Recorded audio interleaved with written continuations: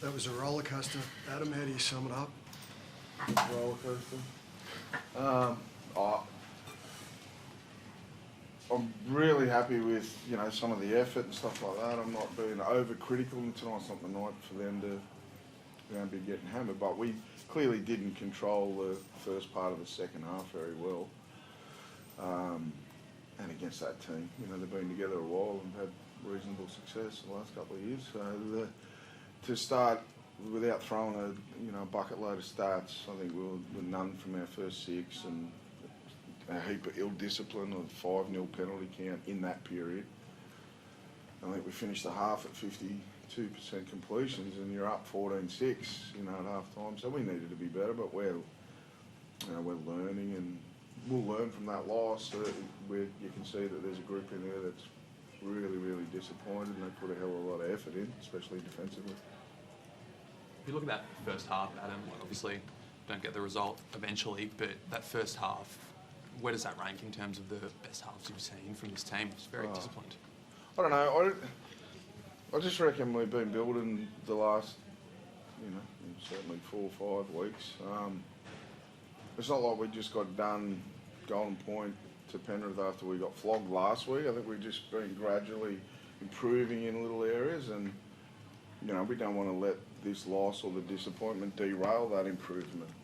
So I don't know where it rates. I just know that we're working really hard during the week, players and staff, and we want to just keep investing into the way we want to play and see where it takes us. Tyson, you're involved in a strange incident with Jerome Luai. It looked from our angle that you weren't trying to pull his hair, but what did you make of that penalty? Should I answer that? Yeah. Well, when his hair's hanging down halfway down his back and I'm going to make a tackle, it's incidental. If I guess if I do pull his hair, it's classified as a penalty, but it wasn't intentional, and I'd like for him to tie his hair up. It's a big call in the context of a game like that. Right? Huge. It's ridiculous. Otherwise I'll advise them all to start growing the hair long to try and get an advantage. It's ridiculous. The vision that we saw, you could see you were clearly, you had hold of the back of his jumper and his hair. That's what I said. It was incidental. I wasn't going for any hair or anything like that, but when it's hanging half down the back of your back, it's pretty hard not to grab a bit of it. So Players get a bit of credit. They are actually just trying to make tackles and get people on the ground, which is take them to the ground. And there's a lot of, I guess there must be a lot of innuendo that players are out there to maim each other and pull hair and do it. It's not the case. Tyson, you played in the last game. The last time these guys came to town, I think it was 42-6, less than a year ago. When you play like that, you see the guys fighting like that, the discipline in that first half. Does it kind of show you how far this team's come in quite a short amount of time? Yeah, it has, and I guess we've tried to whop last year, and like as you said, we've been slowly progressing from the start of the year and been chipping away, and I do feel today was another step forward, but in saying that, we shot ourselves in the foot in the second half there, and if we're going to hold ourselves to a high standard, we need to be better. But in saying that as well, we were pretty resilient on our line. I think to be able to defend how many sets on our line and complete at 50%, teams in the past would probably put 50 on us in that second half. But like I said, we've been pretty resilient, but in saying that also we need to be better if we want to be improving week in, week out. I'm not sure if you heard at the end of the game, you guys were just moments after you lost, the crowd were actually chanting Newcastle. It's very rare after a loss that you hear a crowd do that, right? Could you hear that on the field, and I guess what does it mean to the group when you hear that sort of stuff? I did hear that, but I wasn't sure if it was Newcastle, but now you're saying, I do remember.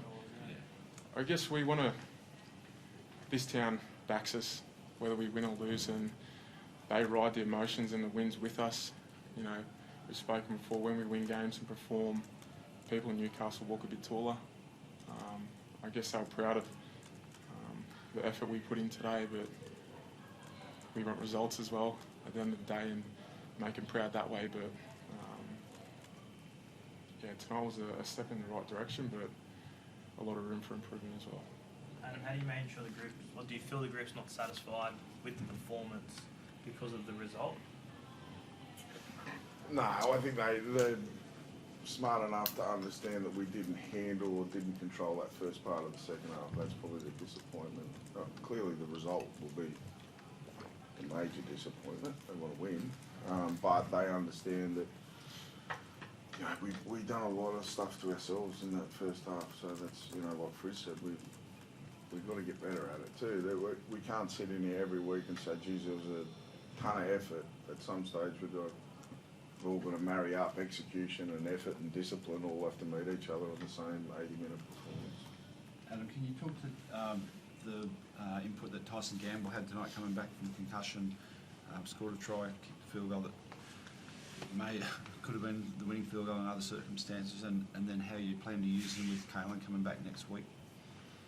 He'll be in the team. I'll find him a role. He's a footy player. I'll sort all that out once the dust settles on this game and then we start looking at the Cowboys. Obviously tonight he came up with some really big plays for us, and that's what he does. He just competes, and I think him, and along with, you know, Jackson Hastings, Adam Elliott will be back in a few weeks. There at Jack Elliott, we brought in competitors, and that's what I love about him. A hell of a job to know that. You know, especially when it's option 2. We went to option 1 and it got closed off, and it's a pretty big play. Adam, what about your inability to handle the restarts? I don't know how many. I mean, you've got to give Cleary the credit as well, but I think there was probably 5. The short, 4 or 5, the short stuff, kickoffs, and pretty crucial in the end, time-wise. Yeah. I'd take the heat on that one. I reckon we haven't practiced them enough lately, and we've been trying to practice a hell of a lot of other stuff in our game that we're getting right defensively. The formation, we were in the right formation, our short kick-off setup, but we needed to go and just execute it, go and grab them ones, don't we? No doubt that, and more deep practice on our goal kicking and stuff like that would help. I'd like to go in at 18-6, but I'm going to sit here and blame the goal kicker either. Phoenix Crossan did a pretty good job for you. Is he looking like your number 9 for the rest of the year, do you think? Yeah, him and Kurt. I think the plan to have those two guys share it tonight. Put 2 roster spots on. Never say never, but he's doing a hell of a job at the moment, so I'm not looking to fill those spots with a 9 at this present point. I don't want to get snooky, Robert, because you'll get me later if I do it, but I'm pretty happy with the kid. I thought he done a hell of a job tonight. Fritz, did you get an explanation off the referee for the penalty in possession? I think it was it Gags at dummy half when Penrith scored in the next set when he gave away a penalty down near your line. You approached the referee after the try. Did you get any sort of explanation as to why the penalty was given? Yeah, just the way he interpreted it.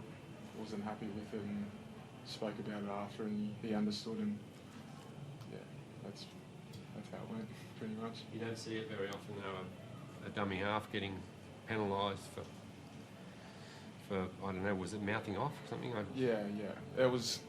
Yeah, like I said, it wasn't directed directly at him, which he thought it was, but that's the way he took it, and the penalty come from it. But in saying that, he understood once I explained it to him where Gags was coming from, and yeah.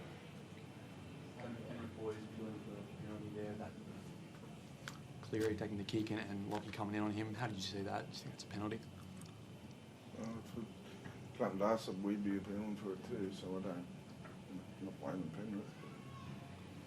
We had penalties for bad language and another penalty for hair pulling tonight. Well, how many do we want to have?